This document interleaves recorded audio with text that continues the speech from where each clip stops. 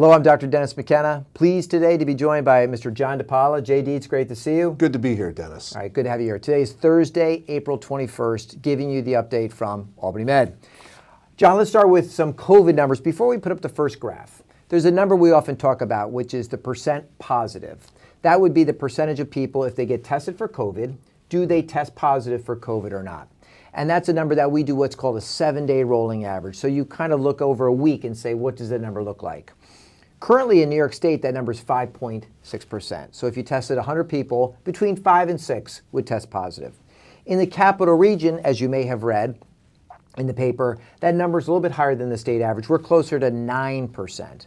I mention that really for a couple reasons. The first one is when we get over 5%, our epidemiology team will often make some recommendations about whether or not we need to make any changes. And there's a couple areas they're looking at. We're not here to announce them today, but John, what are those areas that we'll hear from Epi about next week? Yeah, Dennis, to your point, it's epidemiology that's leading this initiative, but we also have physicians in the room, nursing leaders in the room, as well as environmental health and safety staff and our managers really kind of discussing 4 major areas. We're looking at masking, we're looking at pre-admission testing, pre-procedure testing, both of those testings being COVID testing, of course, and also patient visitation and visitors allowed to see our patients. So those are the areas that we're reviewing right now. Okay, so if there are changes to be made, we'll obviously talk about them next week. We'll put out a special video, perhaps in a messenger, so watch for that.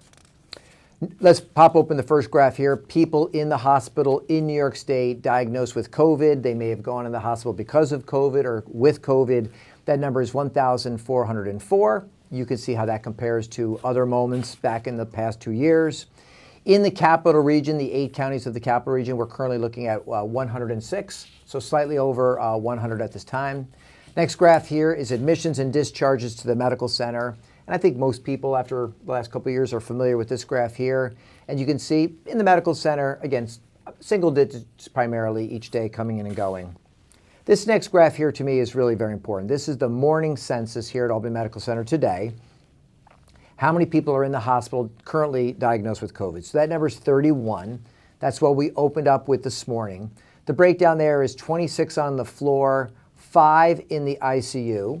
I'll stand corrected, and sometimes the information lags a little bit, but at least according to the report I had this morning, none on a ventilator. So that obviously is good news. Here's what's interesting. The 31 we have in the hospital today is 8 less than we had a week ago. That's really important when you compare it to the fact that we're seeing an increase in the number of positive cases in the community. Sometimes when you see an increase in positivity in the community, you also see a commensurate rise in admissions to the hospital. In this particular case, that's not happening. It doesn't appear to be happening for the reasons we described in the past. This current variant is more transmissible and is likely to have some breakthrough cases, but it's not likely enough to get you so sick that you end up in the hospital for the majority of the people who get it, right? So we'll watch these numbers carefully, but again, the message to those watching this is, while we're watching some positivity increase in the community, thankfully, we're not seeing an increase in the number of cases in hospital beds. Another important point, John, is that if you look at the last week and the week before that and the week before that, it is still true that about 2/3 of the people who do end up coming into the hospital remain unvaccinated. Right. So it remains the same. Now let's talk about some positive vaccine numbers. We currently are sitting at a threshold moment, a milestone moment in the capital region. I remember the very first person in the capital region to get the COVID vaccine was our own Cindy Tanksley, right? A great friend of mine. She's worked in Albany Med for over 40 years. In fact, tomorrow is her last day. So Cindy, we love you and thank you for a great career. Today, we have 971,000 people in the capital region who have received the vaccine. Wow. So think about that. From Cindy being the first, we remember seeing that happen, to almost 1 million. Yeah. Remarkable. Other thing, 70% of those that are eligible to get the vaccine, the booster of the vaccine in the capital region, have gotten that booster. So it's a great reminder. 2/3 of the people coming in the hospital are unvaccinated. So if you are currently unvaccinated, it's not too late. You should get it. It's safe. It's effective. If you're eligible for the booster, if you're one of the 30% that's eligible for the booster and haven't gotten that, we encourage you to get that as well. So capitalregionvax.org, a great place to go to look for vaccine possibilities. Let's pop open one more graph here, John. We call this our red, blue, black graph. And what this basically shows is what is the likelihood of you ending up in the hospital if you are vaccinated or unvaccinated, comparing the two. That comes up with the vaccine effectiveness at keeping you out of the hospital. If you look at the top there, you can see it's still about 90% effective of keeping you out of the hospital. There are breakthrough cases. We're hearing about them. You may have had one yourself, but the vaccine is still highly protective against keeping you out of the hospital. Very, very important. And John, let's talk about, let's transition off of COVID for a second, okay? And let's talk about other hospital metrics other than COVID that we talk about, which is length of stay. So let's pop it open the graph there. John, we are seeing what appears to be some good news information here that the length of stay has been trending down. You're leading the hospital for us. Tell us why that's happening. Yeah, we've got, again, another good group of leaders and staff members that are, assessing this on a daily basis. And really, it's our Chief Medical Officer, Dr. Dan Pausé, our Chief Nursing Officer, Dr. Lisa Masarwe, that are leading, again, a team of doctors and nurses, actually social workers, to really try to figure out ways to more efficiently and effectively get patients home. Really trying to focus on getting our patients discharged by noontime. And in fact, Dennis, one of the things I'm really excited about is we're creating a new role. We're actually going to have a clinical leader exclusively focus on going around the various units of the hospital and really trying to assist and expedite getting patients home. So that role should be filled in the coming weeks, and I think it'll make even a further positive impact on our length of stay and our patients being discharged. Heard about that today. Think it's a great idea. Hope we can get that up and running very soon.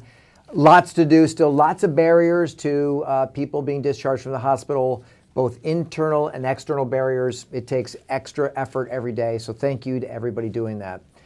Speaking of extra effort, John, what is R3? Yes. What is R3? R3. It's a battle cry here in the institution for our managers. It's retain, recruit, retain. And we really have a focused initiative amongst our managers who are meeting on a weekly basis to really think of ways to retain our staff and recruit new staff. And we've had some successes recently on the nursing front. We actually, in the month of March and so far month to date in April, are under a circumstance where we have more nurses that we're hiring than are leaving the organization. All right. And it's a really tough time in the nursing world where a lot of institutions and organizations are losing their nurses, but we've had some recent successes based on the work of this group. And we actually have an event next week that I'm really excited about. We're celebrating our capstone nurses. Right. So basically our nurses that come and train here in the hospital as part of their clinical work effort to become nurses and graduate from nursing school. As they're wrapping up, those 100 nurses, we're going to have a celebratory event next week celebrating their success and their graduation with our nurse managers and actually our executive leaders too, Dennis. You'll be invited to that as well. I'll be there. Good stuff. I'll be there. This has been a national news story for a while. We know that there's 1 million nurses that are retiring by 2030. We know that every hospital has got to work hard to kind of reconstitute the workforce. We're focused on that. We have great partnerships with a lot of nursing schools in the area. We have people specifically who help liaison with that. I think we're making great progress, but we want to keep working on that. So to anybody out there who's a nursing student who's looking for a place to work, we certainly would love you to come and work here. John, we do new employee orientation. We're now doing it on a weekly basis, and we're doing it in person again. And I get the great privilege, really, of every week of welcoming to Albany Med on their first day of work our new employees. And I was pleased to see some nurses and quite frankly, every other type of essential worker we need there. So we're retaining and we're recruiting with both hands. We had a very important event recently. We had a system downtime where our computer systems come down in a planful way. Care continues. There could be no interruption in care. We have downtime procedures. I think this was the first step. I believe next month it's going to be a little bit longer. These are necessary to make sure our computer systems stay up. How did it go? It went very, very well, Dennis. And as we know, what's going on in the world today, information system downtime and cybersecurity really, really is critical. And we're fortunate to have a very strong information service team here at the Medical Center. And we've been preparing for a couple of months, February and March, dusting off our playbooks, updating our policies, and getting our staff prepared. And we did. We had an event last Thursday, 1 in the morning till 4 in the morning, where we practiced having some system downtime. And the team and our clinical staff did a remarkable job at doing really, really well. And we're going to challenge ourselves even further. In the month of May, we actually are going to take the system down for some period of time, about an hour or two, and really go through the process of using sort of a manual medical documentation to make sure we're prepared in a worst case scenario. Well, these things happen, obviously, and you need to have the downtime procedures wired or unwired, as the case might be. All right, very good to everybody involved in that. Let's show an important picture here. This is a new technology introduced here into the medical center in the Bernard and Millie Duker Children's Hospital. This is the Vecta Mobile Sensory Station. Very interesting. This is for children and adolescents on the autism spectrum. And what it does, John, is it helps them kind of in a comforting way decrease their stress, make the clinical environment a little less challenging for them, and it's a wonderful new piece of equipment that we're bringing into our hospital. When I round on the floors, that I'm often shown these by the staff. They're so excited to show the things they have that make the care delivery for our vulnerable patients really much more comforting. So this is a nice addition, and I congratulate those who help bring it in. Excellent. Let's celebrate some members of our workforce, as we love to do. There's a couple different weeks or months that we're celebrating right now. Wound Ostomy and Continence Nurse Week, otherwise known as the WOC nurses, WOC, really important. A lot of very difficult wound care, requires very specialized nurses, making sure they work very closely with the patient on things that ultimately help not only their health, but their hygiene. Really important. We love our WOC nurses. It's their week.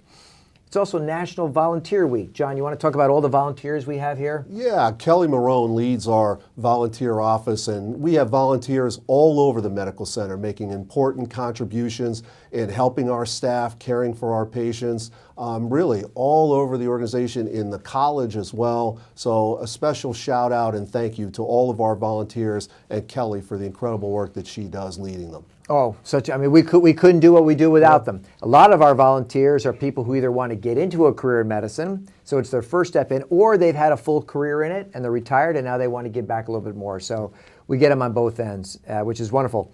And then it's Occupational Therapy Month, one of the very important disciplines in the entire catalog of therapies that we offer. A very specific discipline, very highly trained individuals. I've had several members of my family recently need their services. They do a wonderful job. It's Occupational Therapy Month.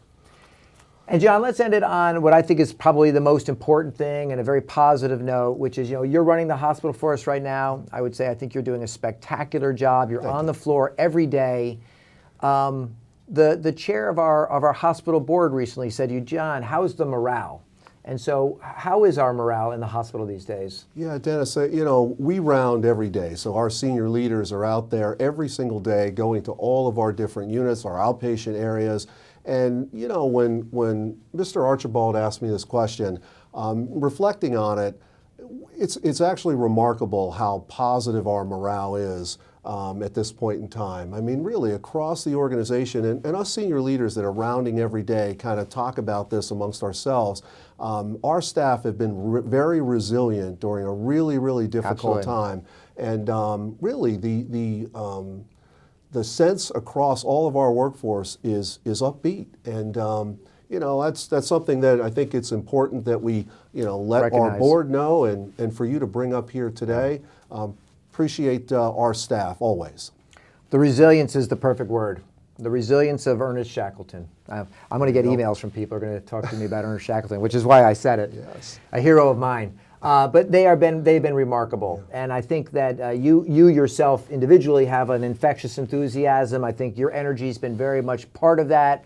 And the staff have done a remarkable job. And so we thank them, as we do every week, for what they're doing now more than ever, helping us through this. So thank you, and let's keep going at it.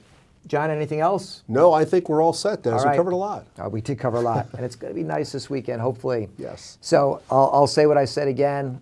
We thank you now more than ever for everything you're doing. If you're here this weekend, we appreciate the care you're delivering to keep us running 24/7. We'll be back next week, perhaps once or twice, with some updates, and we'll look forward to seeing you then. Please take care of yourself Take care of each other, and we'll see you next week.